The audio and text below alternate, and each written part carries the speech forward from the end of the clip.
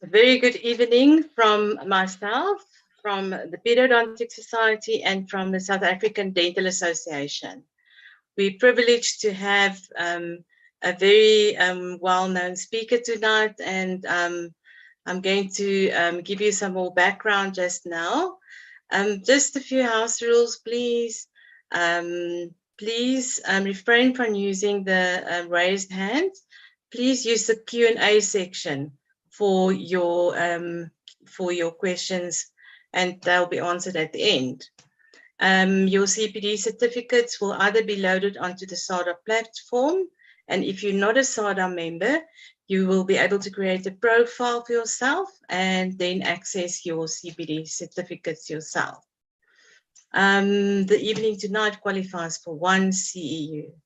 We're streaming live on YouTube also, so for people that are battling to connect, please go to our YouTube platform. Good. I'm really so privileged tonight to introduce a colleague and a friend of mine. We just worked out that we met in 2018 at the IAPD Summit, and it's really an honor to know Dr. Mukul Jain.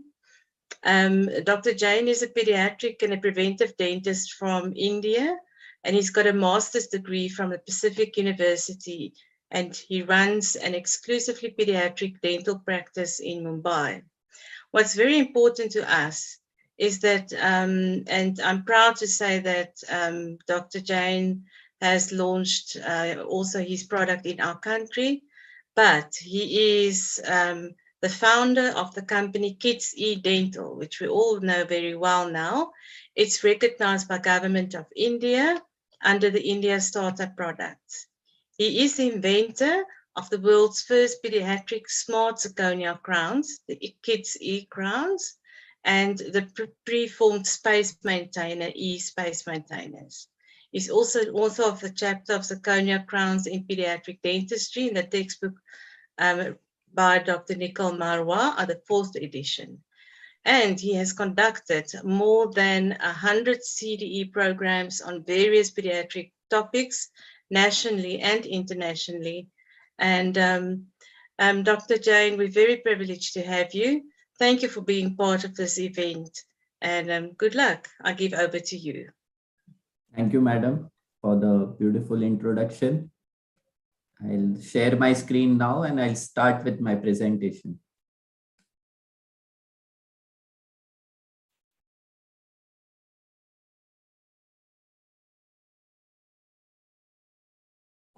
So good evening, everyone from India. I am Dr. Mukul Jain, a pediatric dentist. Thank you, South Africa Dental Association and the Periodontic Society of South Africa for this opportunity. So those who are watching this live session today, if you have a rough day today, you are angry on someone today, just look at these pictures. The first picture will definitely bring a smile on your face. All these beautiful ladies of the Periodontic Society of South Africa, I met for the first time at the SADA conference in Durban. They are doing tremendous work, and their motto of caring for your child's health, they are taking it very seriously, and they are putting out lots of efforts for the betterment of the child oral health in South Africa. Thank you, Mukul. So as a dentist, when we work in our clinic, these are the most 3 common questions asked to us by the patient. Whether the dental treatment will be pain-free, because everyone is scared about the drills and the injections in a dental clinic. Every patient wants to know how much time it's going to take. And the most important part, what will be the cost of my dental treatment? So these 3 questions generally decides the treatment, whether the patient is going for the treatment or not. As a pediatric dentist, one of the procedure we do in our dental clinics is called as a space maintenance, because we treat the primary teeth during the young age and the infant age, and the importance of that primary teeth is there. That's why we try to save them. If we are not able to save them and at an early age, we need to remove them, we need to maintain those spaces over there. For that reason, we give a space maintainer. So the today's topic is regarding a preformed space maintainer or a chair side space maintainer. So we'll discuss in detail regarding the need of space maintainers, various types of space maintainers, why band and loop and distal shoe are required in pediatric dentistry in detail, the concept of a chair side space maintainer in detail. We'll discuss the technique and the clinical cases in detail. First of all, a challenge for a pediatric dentist in my region in India is to convince the patient for a dental treatment of a milk teeth, because most of the time the parents are like, eventually the new one is going to come. Why do you want to do a pulpectomy or a pulpotomy in my child's teeth? Upon that, once we convince the patient for a pulpectomy and a pulpotomy, then comes the crown. We have to convince them for a full coverage restoration also. Sometimes in our dental clinic, we tell them that the teeth cannot be saved and we need to give a space maintainer a wire in your child's mouth. So it becomes really difficult at times to convince them for the treatment. But as a pediatric dentist, if I'm not able to convince the parent, this is my bread and butter. So it's very important from my side how I convince them, how I explain them the need of a space maintainer, why it is important for that child to have a space maintainer after I extract the primary teeth. So once you tell the parent that I want to reduce the prevalence and the severity of the malocclusion of the crooked teeth in future, they will understand you better. When you tell them to prevent the loss of arch length, your child is in phase of growth and development. The teeth will move in the extraction space and they will block the permanent teeth which is going to erupt. They will understand better what you are trying to say. I want to bring back the function. Sometimes we give a functional space maintainers in anterior region to bring back the smile. Sometimes we give a denture-like removable prosthesis in posterior region such that the patient can chew food. And the third, sometimes we give a modification to that space maintainer to regain minor amount of space. So the way you explain the parents the need of a space maintainer will definitely help you to convince more patients in your clinic for a space maintenance. The objective of space maintenance, we want to preserve the primate spaces because there are only 20 primary teeth, small size teeth. Eventually 32 number of bigger size teeth are going to come. The jaw is definitely going to grow, but to accommodate those teeth in the jaw, the larger size teeth, you need good amount of space. To preserve the integrity of the dental arches, to preserve the normal occlusion plane, and to aid in aesthetics and phonetics. So what happens when you extract the first primary molar at an early age? Whenever we extract the first primary molar, there will be a mesial drift of the second primary molar and a distal drift of the canine. And your first permanent premolar will be blocked over there. That's why we need to maintain that space such that the premolar gets enough space and it is not blocked by the canine or the second primary molar. What happens when there is an early loss of your second primary molar? Your second premolar is going to get blocked. Again, the first primary molar will drift in the distal direction and your young permanent molar, which is going to erupt, will block the second premolar. So that's why whenever you extract the second primary molar, you need to maintain that space till your premolar erupts. The band and loop space maintainer. It is one of the most commonly used space maintainers in pediatric dentistry. It is a fixed type of space maintainer. It is non-functional. It will not help the child to chew the food or do any kind of function with it. So that's why it's a non-functional passive space maintainer. By the word passive means it will not help you to regain any kind of space. It will not put any kind of pressure on the abutment tooth or the supporting tooth. So when you give a band and loop space maintainer. Whenever there is a premature loss, either of your first or the second primary molar, you give a band and loop space maintainer. For that, you will be doing a banding on the support tooth, and there is a loop which will maintain the space, and the loop will end on the supporting tooth, either it's a first primary molar or the canine. The advantages and disadvantages of this space maintainer. It's very effective. The construction is simple. It takes less side time and you can adjust it easily.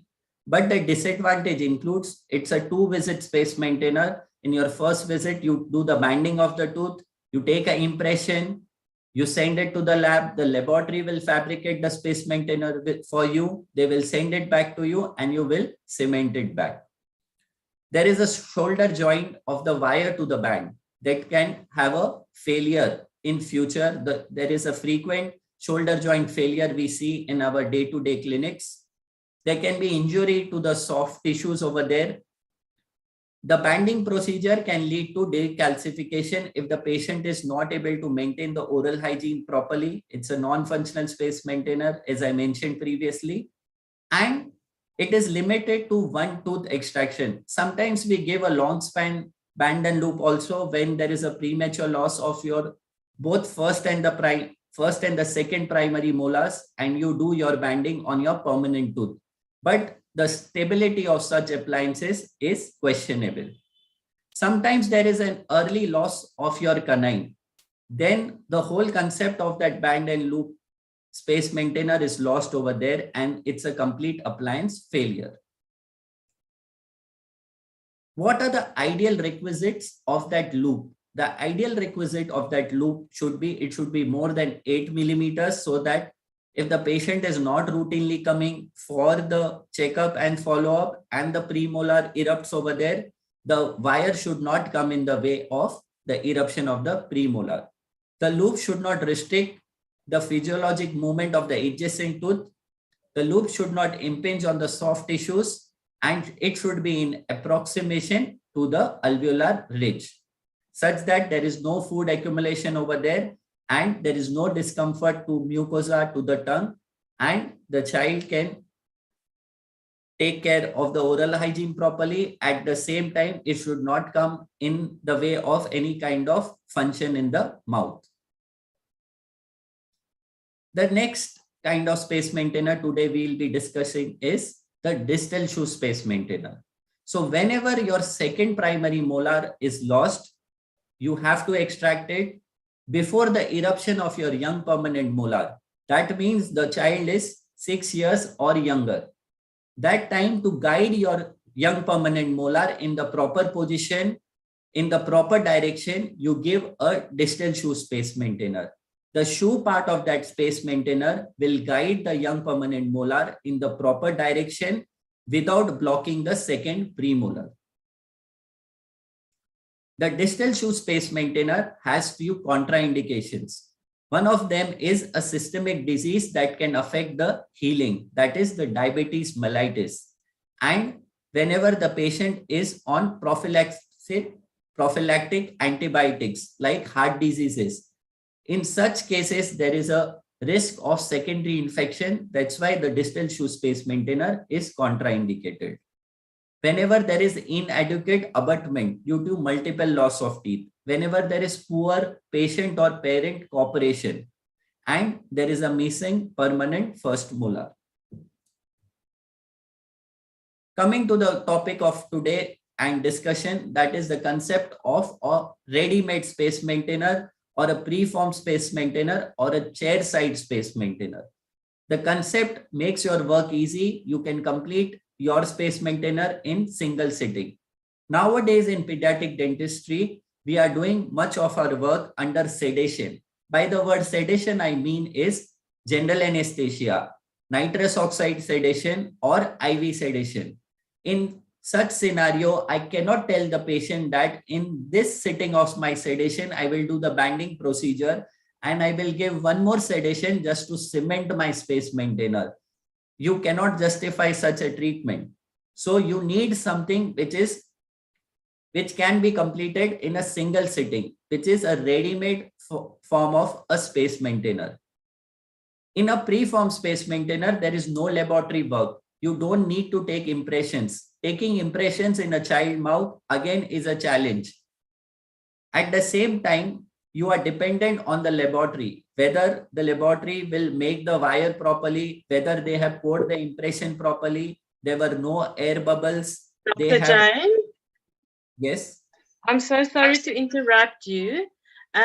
We are seeing from outside a dark band on the lower part of your screen of all the slides. I'm not sure if you can exactly where your arrow is there. There is a band. Yes. Can you just move that lower so that it doesn't show over the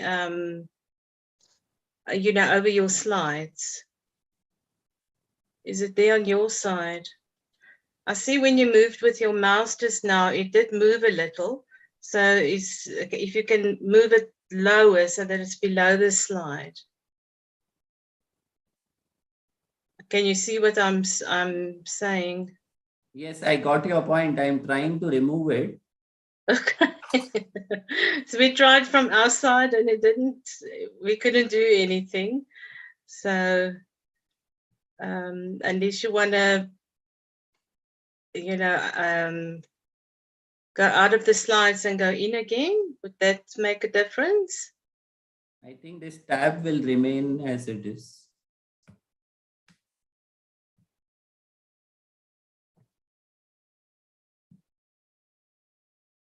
I'm getting a message to say that you have to change the slide design.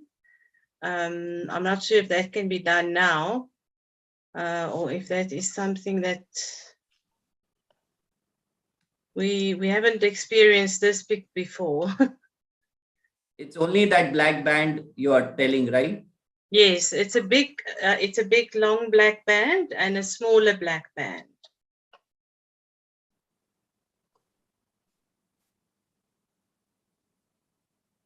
It's fine now. It's still there. It's on the top right now. Yes, it's still on it. If you can just get it slightly lower because it's covering the pictures of your space maintainers, and the last where it says economical, it's also covering that part. So the economical part is seen now, or it's still you cannot see it? We still can't see it.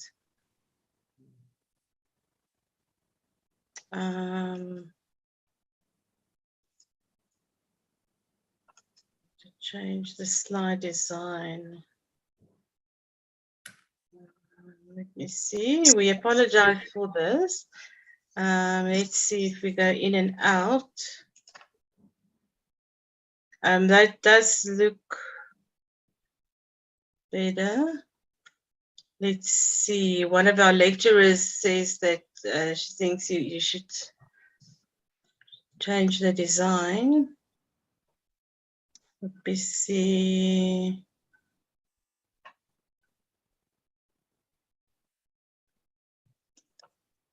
We're almost there. Yeah, I'll maybe try that. Let's see if that makes a difference. It's still better now? It's better. Your full slide is shown. The bands are still there, but we can see now. Apologies for that. So you can continue. Thank you so much. Yeah, welcome. So I was telling everybody regarding the concept of a ready-made space maintainers. So it's a very good concept when you are working under sedation, when you are working under general anesthesia, nitrous oxide, and IV sedation. No laboratory work is required. You are not dependent on the laboratory errors. There can be errors while pouring the impression. There can be errors when you are stabilizing your band inside your impression. There can be errors while fabricating the loop. There can be errors where the shouldering joint is not perfect. There can be errors where you are able to pour the cast not at the right time and there is some expansion or contraction of your impression, or there is some problem with the stone or the shouldering material you are using. So many errors are not there when you are using a preformed space maintainers. You don't need to take any impressions over here. And it can be done under the same appointment of your local anesthesia you have given for the extraction of that tooth. So the patient comfort is also very good because you are doing it under local anesthesia. And when you compare it with the laboratory cost, it is economical. For me as a clinician, the best part is in India, I don't know about South Africa, but then when you give one more appointment or you give a chance for the parent to go back home and think, they never come back. Like 50% of the parents never come back for a space maintainer because they come to us for pain and swelling. The extraction is done and there are no symptoms. So they feel eventually the new one is going to come and they never come back for a space maintainer. Second, extraction of a tooth, giving local anesthesia is again a traumatic procedure. So once that is done, the patient becomes apprehensive. He is uncooperative and he doesn't want to return to a dental setup again. So here there is an advantage of completing the whole extraction procedure, the space maintainer, everything in one appointment. Coming to the interesting part, that is the technique. So this we will see in detail today, like what are the equipments, armamentarium you require to complete a preformed space maintainer. So basically it is a two-part space maintainer where there is a band part with an attached tube and the component part which is with a straight wire, curved wire and a distal shoe. And there are two important pliers over here. That is an intraoral crimping plier and a special cutter. Other than this, you might require a band pusher, a band adapter, a hoe plier, a band remover, a green stone, and sometimes you will require a carbide disc to cut the wire if you don't have a good cutter in your clinic. So these are the main two components, a band, orthodontic band with a tube attached to it. The tube is 3 millimeters in length and the tube has a diameter of 0.8 millimeters. So the steps in doing a preformed band and loop space maintainer is, the first step is doing the banding procedure. You select the size of the band which will fit. It's basically a trial and error procedure. The bands which are given in a e-space maintainer kit are universal bands. The word universal means that the same band will fit in the maxillary, in the mandibular, on the left and the right side. So the same band form can be easily changed. It can be easily adapted and given a new shape according to the maxilla or the mandibular region. First, you complete your banding procedure. After that, you measure the mesiodistal width of the extraction space. You select the component, you cut the component wire according to the extraction space. You put that wire inside those tubes and you check the fit of your space maintainer. If everything is perfect, that fit is proper, mesiodistally it is going, then you join the wire and the tube using the crimping plier. You will compress the tubes over there such that the wire and the tube becomes one part and it is cold welded over there. The distal shoe space maintainer, the first step is you do the banding procedure first.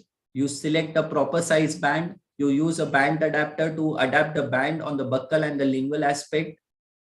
You can use a band pusher if proximally the band is not fitting properly. You can use a pusher and tell your child patient to bite on that pusher so that the band can go proximally and the fit of the band will improve.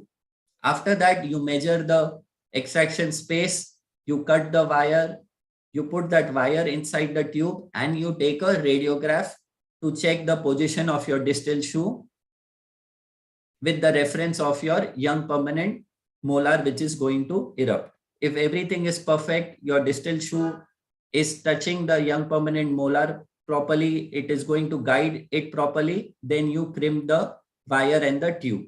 And after that, you can cement your distal shoe space maintainer. So in the radiograph, you check the position of your distal shoe space maintainer. Generally, it is 3 to 4 millimeters below the proximal ridge, which is there of the young permanent molar. And here in the second radiograph, you can appreciate how beautifully that distal shoe has guided the young permanent molar in a proper position, and while the young permanent molar was in an active phase of eruption. So I told you that the band form which is there, it is a universal band form. So here the rectangular shape band which is there, I am pressing it in the proximal region to make it more squarish form. So my mandibular band form now has become a maxillary form, and I could band it easily over there.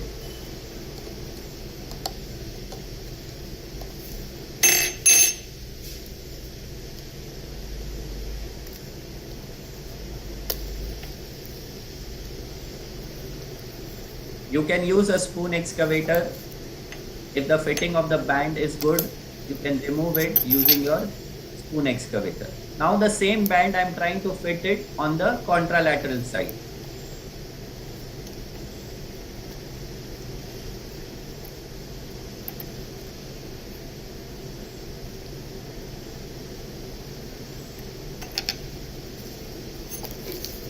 So this is the band adapter I am using. But here what will happen, since I am trying to put a right side band shape on the left side, it will jump back. So here what you do is you compress it contralaterally,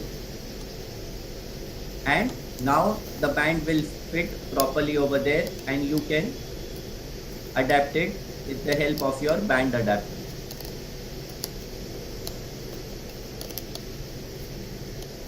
By the term contralaterally, I mean is if from one end of the rectangle or the square to the contralateral end, you need to compress the band so that you make a left side band to a right side band.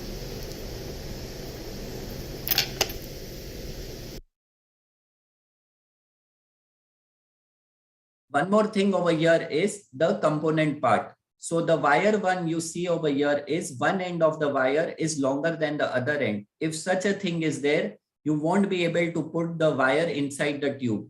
Both the wire ends should be at the same level.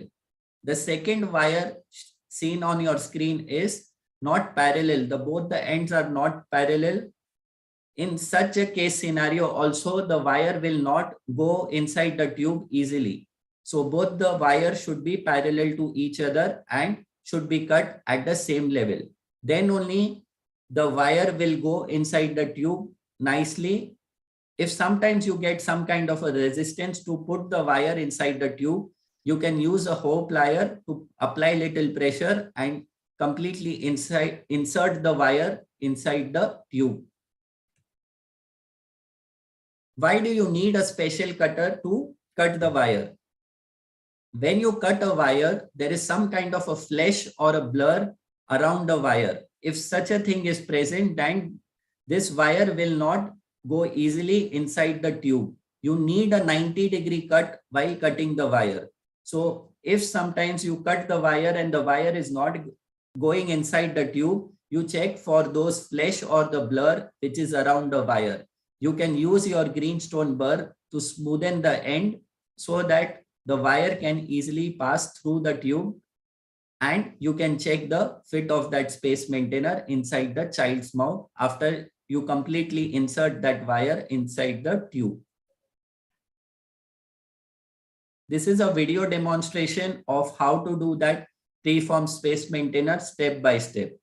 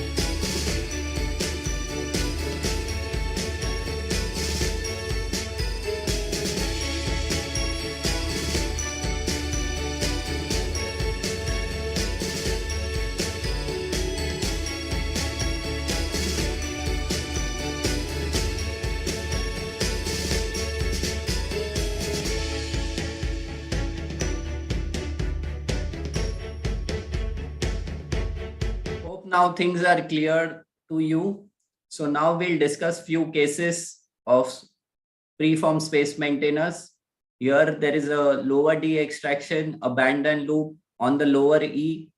So here you can see the advantage. The same day I extracted the teeth, I have done a space maintainer. One more research says that the maximum space loss which happens after an extraction of a primary tooth is the first 24 hours. So ideally you need to give a space maintainer in the first 24 hours. Here we have extracted the tooth. The protocol we follow in our clinic is after extraction, we give a pressure pack, a wet cotton or a LA dipped cotton for 15 minutes. We tell the patient to bite on that to control the bleeding. Once there is control of a bleeding, you can start with your space maintainer procedure. Here you can appreciate the crimping which has been done on the tubes. You put the wire inside the tube and you crimp the tube completely. First you crimp it intraorally, so such that you don't change the wire position. Then you remove the band. You do more extraoral crimping such that the wire is completely locked inside the tube and you cannot remove the wire from the tube. So this is the follow-up of this particular case. The radiograph. Here in the radiograph, you can appreciate that you can actually see how much wire has gone inside the tube. So before crimping, if you feel that your wire has not completely gone inside the tube, you can take a radiograph to see how much length the wire is inside the tube. Here we have used a straight loop instead of a curved loop. So the research says that if you are engaging the canine with a curved loop, the canine cannot rotate during the growth and development phase, during the growth of the jaw. So it can come in the way of the rotation of the canine. That's why you use a straight loop. So it is up to the clinician whether to use a straight loop or a curved loop. The straight loop will just have a point contact and it will help in the rotation of the canine during the growth phase, whereas the curved loop will engage the canine and it will have a better stability. Here, one of the doctors have used a straight loop in this particular case. In our initial prototypes, the tube length was 5 millimeters. So we saw that the tube was almost touching the canines in the upper first primary molar cases. So in the final prototype, which is available now in the market, the tube is only 3 millimeters in length. One more case of a lower D extraction and band and loop.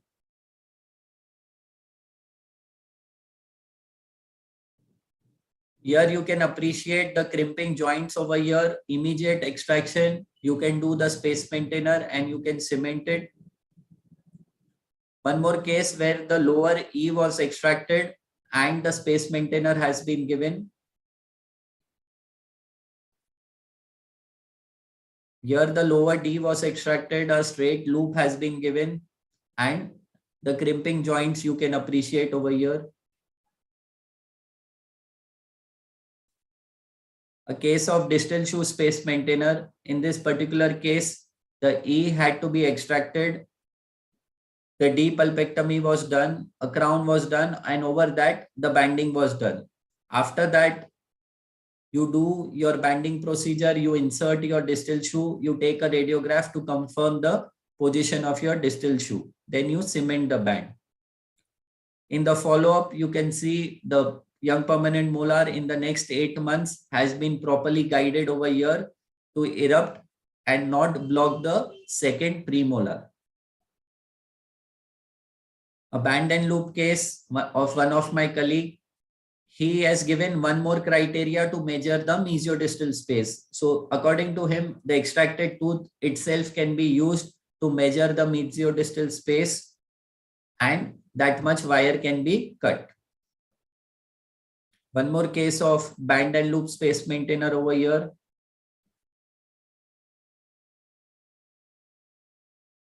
A case of band and loop space maintainer. The advantage of this universal bands is that you don't have to keep double inventory. You save a lot of money on the inventory part. It is easy to adapt the band.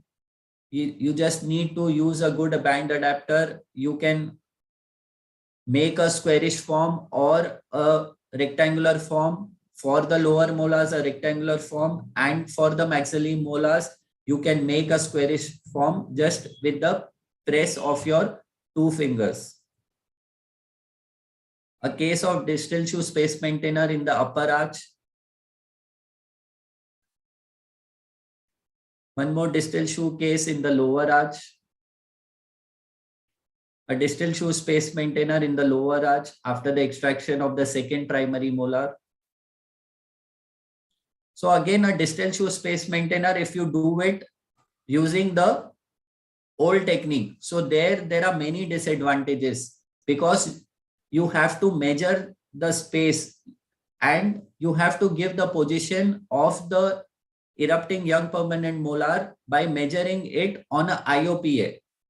So it is basically a trial and error procedure. You measure that distance on a radiograph, then you mark it on your cast, which is there. After you take the impression, you make a groove on the cast and you tell the laboratory person to keep that distal shoe in that groove over there. So sometimes it will not touch the young permanent molar, or sometimes it can go beyond the young permanent molar. So here in a preformed space maintainer, you are 100% sure about the position of that distal shoe. You can adjust the wire according to the distance over there, and after that you can crimp your tube and you can fix that position of that distal shoe for the proper guidance of your young permanent molar eruption. One more case of a band and loop space maintainer. Few more cases of band and loop space maintainer. You can see how nicely the same band form has been adapted on a lower molar as well as upper molar. One of Dr. Meenakshi cases here, you can appreciate that she generally gives 2 to 3 crimpings on a tube to get more stability. So this is one of a good clinical tip over here. If you are not confident with a single crimp, you can give 2 crimps over there so that the wire is completely stable over there. Plus, she uses a plier to broaden the mesiodistal width of the tube over there. So you can use a hoe plier or a bird's beak plier to widen the distance between the 2 tubes or the 2 space components. One more case of band and loop space maintainer. Here you can appreciate the 2 crimping given on the tubes by Dr. Meenakshi, and this is how you can complete a single visit band and loop space maintainer. So few clinical tips and basic precautions. What mistakes I have done while doing this is, so say you have not completely inserted the wire inside the tube and you crimp that tube. So what will happen is the tube will completely collapse or it will fracture over there. So you need to check the position of the wire. It should be completely inside the tube. You can mark with a pen. Then you can remove it from the tube and check how much it has gone inside the tube. So generally it should be 3 to 3.5 millimeter inside the tube the wire should go. Do not over crimp. So first 2 cases, you will feel little difficult, the crimping part, putting the wire inside the tube. But again, it's a learning curve. Once you get the feel of it, then exactly your hand and mind will know how much to cut, which band is going to fit in that particular case, similar to the stainless steel crowns we are doing routinely in our pediatric dental practice. If you are not able to put that wire inside the tube, you can use any universal plier or a hoe plier to put that wire. You can always take a radiograph to confirm the position and to check if the wire has gone completely inside the tube.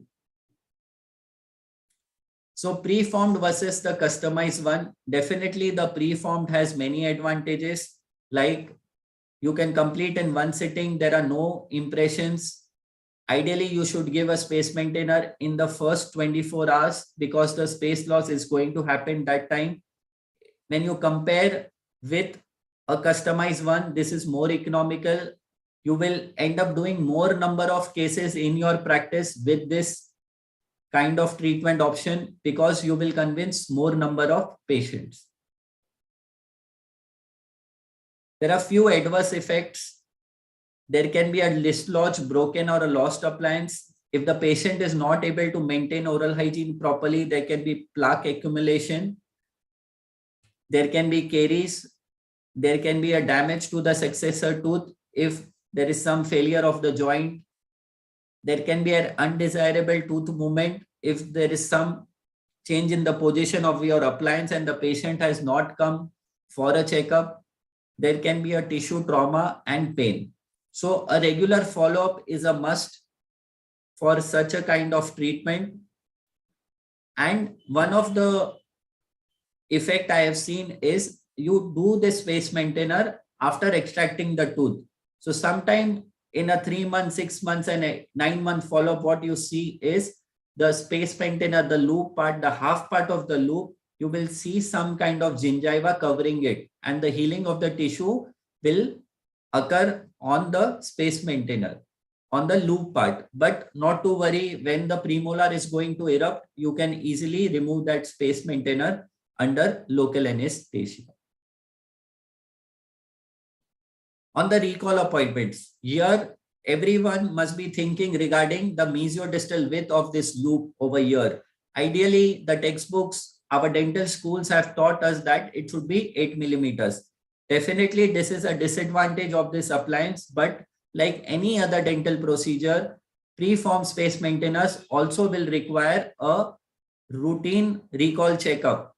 You need to take a radiograph, and whenever you see in the radiograph the premolar is going to erupt, you can remove the space maintainer. You need to check the oral hygiene. Very important when you are giving any kind of orthodontic appliances. You need to motivate the patient to maintain oral hygiene properly, to gargle after every meals, to brush twice a day, and to avoid any sticky food. And the ideal way of doing the space maintainer is on a recall of 6 months, you remove the space maintainer, you do a fluoride treatment and you re-cement the band so that you avoid any hypoplasia or decalcification of your abutment tooth. What does the research say? There are few articles which have compared the customized versus the preformed space maintainer, and they have concluded that the preformed space maintainer are more rational and cost effective than a conventional one.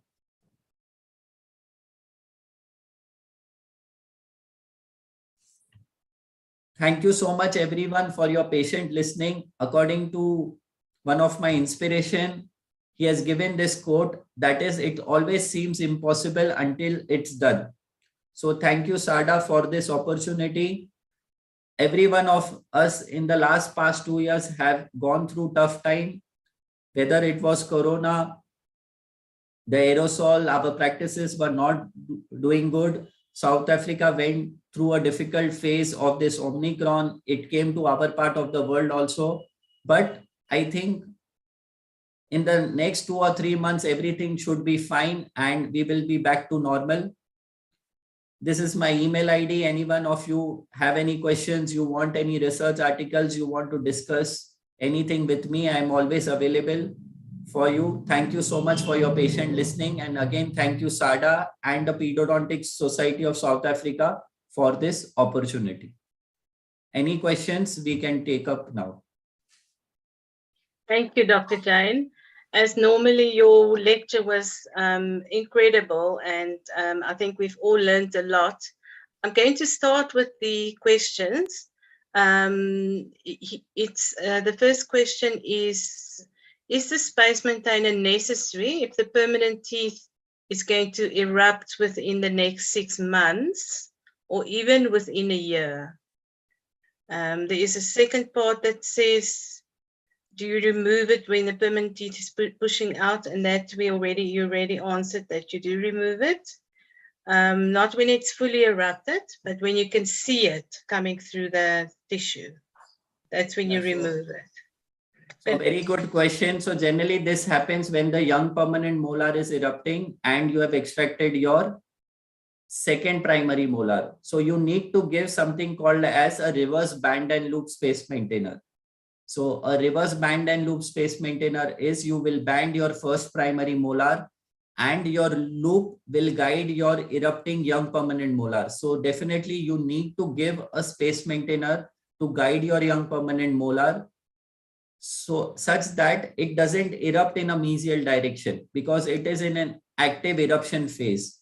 So you need to give a distal band and loop, reverse band and loop space maintainer. Okay, so you will wait. You will not remove it, but you'll put in a different type of space maintainer on, if you can see the permanent tooth coming through the tissue. Yes, that is for the young permanent molar, the 6 I'm talking about. And there was one more question that you are going to see that in 6 months or a year, the premolar is going to erupt. So definitely no for that. If you know in a 6 months or 1 year, it's going to erupt, then it is a contraindication. Like generally, if there is a 1 millimeter of bone over your premolar, 1 millimeter and more, it is an indication of a space maintainer. Thank you for that. Lastly, on that question is, what can you do if a space maintainer was placed, but the permanent tooth does not erupt where the space were created? I think it depends on the age of the child also, on when that permanent tooth will erupt. There are many criteria: the age of the child, the bone covering, the age when we have extracted the tooth, the amount of infection was there. So the bone covering also plays a major role over there. Okay. So the next question is, what is the material of the band and loop? What is the material that the band and loop is made of? So basically it's a medical grade stainless steel. The loops are made up of 316L stainless steel and the bands are made up of 304 stainless steel. So basically when it's inside the mouth, it should be corrosion resistance, the main criteria for biocompatibility and intraoral usage. So it is 304 medical grade and 316L medical grade. Perfect. Then another question, how long does it take from start to finish to fabricate the space maintainer in the mouth, or I mean to make it fit into the mouth? What is your, what do you normally experience? So initially you will take anything between 10 to 15 minutes, but once you get the feel of it, you know how to cut the wire and all, you know the adjustment, anything between 3 to 5 minutes is fine. And being a pediatric dentist from day one, it's trial and error for us, doing stainless steel crowns, strip crowns. So everything we are trained in doing trial and error. For a general dentist, maybe 10 to 15 minutes initially, but once you get a hang of it, it's hardly 5 minutes. Most important, you need to have the complete armamentarium with you. It's not that you just buy few sizes and you start. You need to have all the sizes. You need to have a cutter, crimper, then you can complete it in a shorter period of time. Thank you very much. Then Dr. Danelle Buerta says, thank you, Dr. Jain. Congratulations on your awesome innovations. And she's asking if you can quickly bring up the slide of the required equipment again, if that's possible, please. Just share your screen.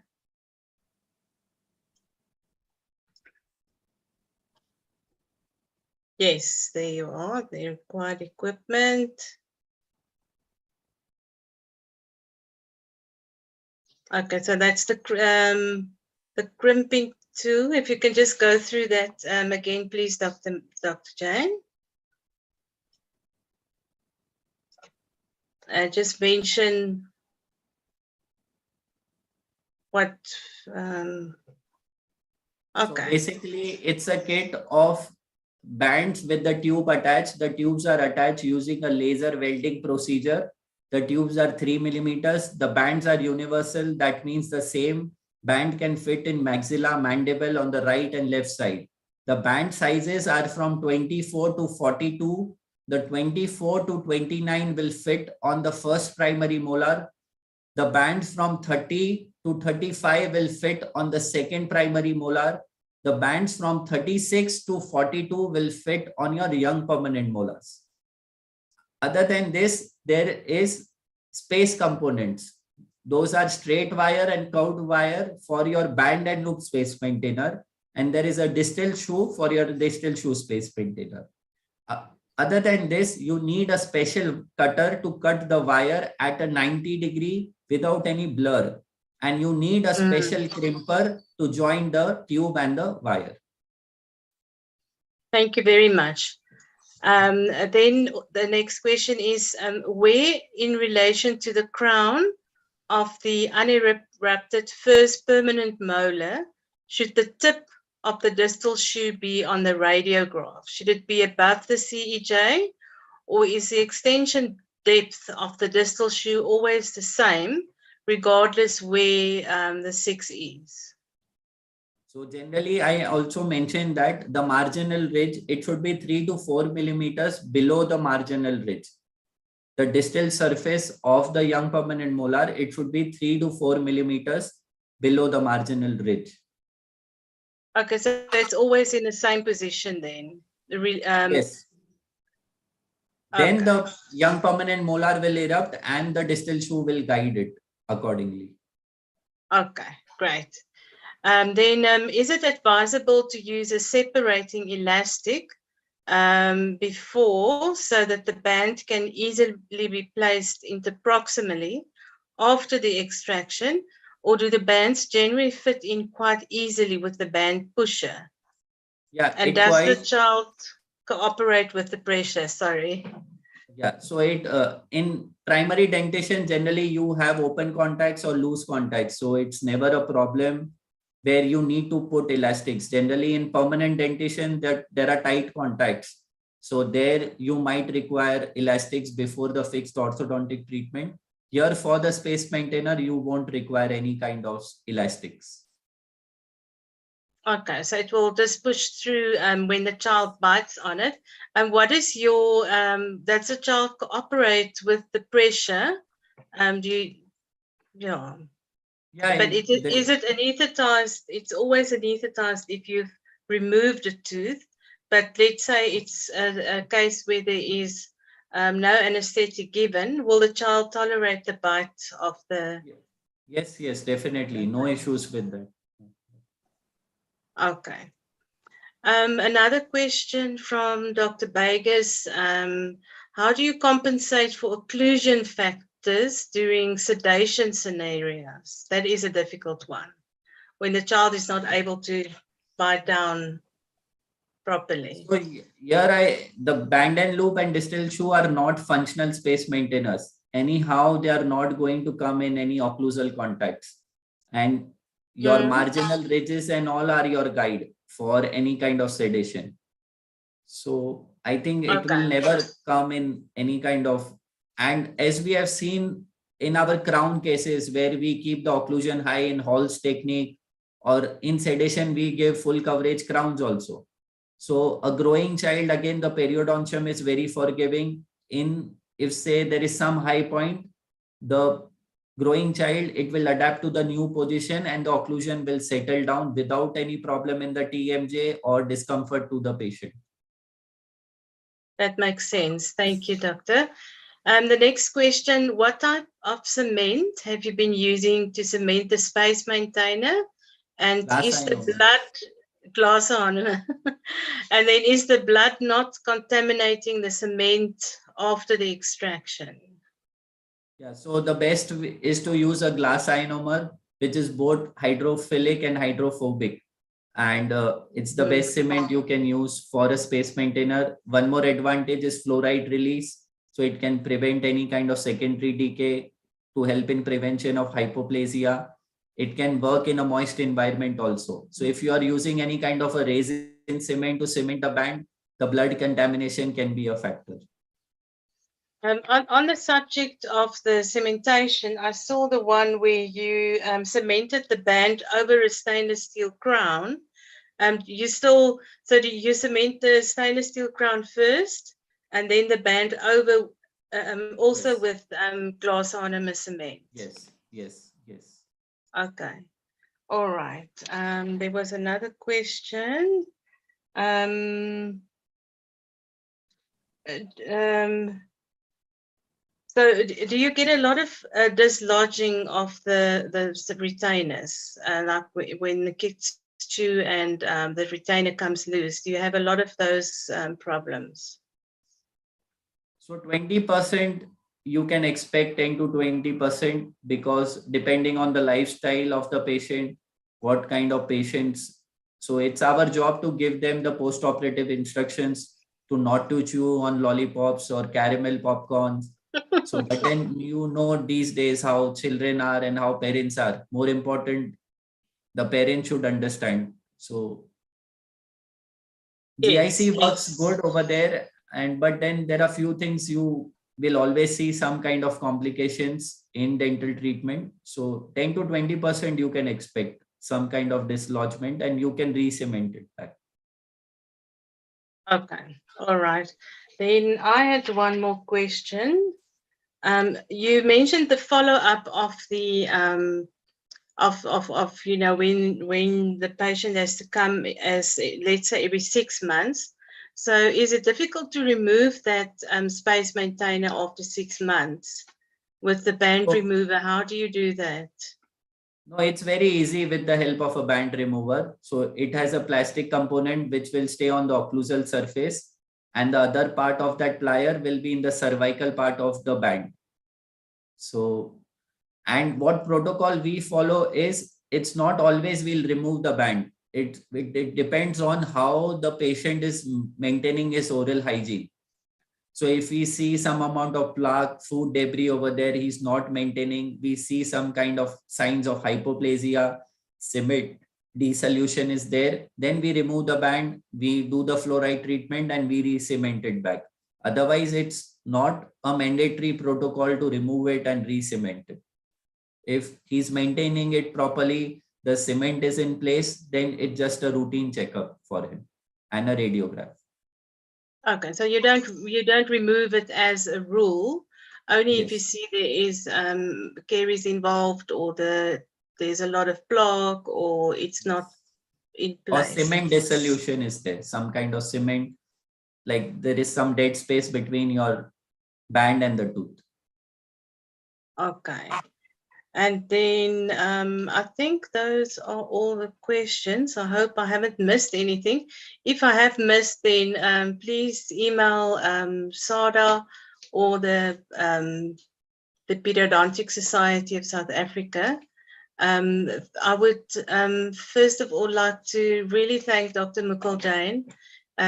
Instead of all your where you go all over the world, you're always there to answer questions. I'll send you WhatsApps on, please help me with this patient, and you just answer quickly. I don't know if you ever sleep, Dr. Jain, but really your support has been tremendous, and we're looking forward to new innovations from your side that will be mentioned soon. And we're really proud to have had you as our speaker. And we hope to see you very soon in South Africa. And then everyone can meet you again in live person. Yes, Thank you looking so forward much, to it. Dr. Jain. We too.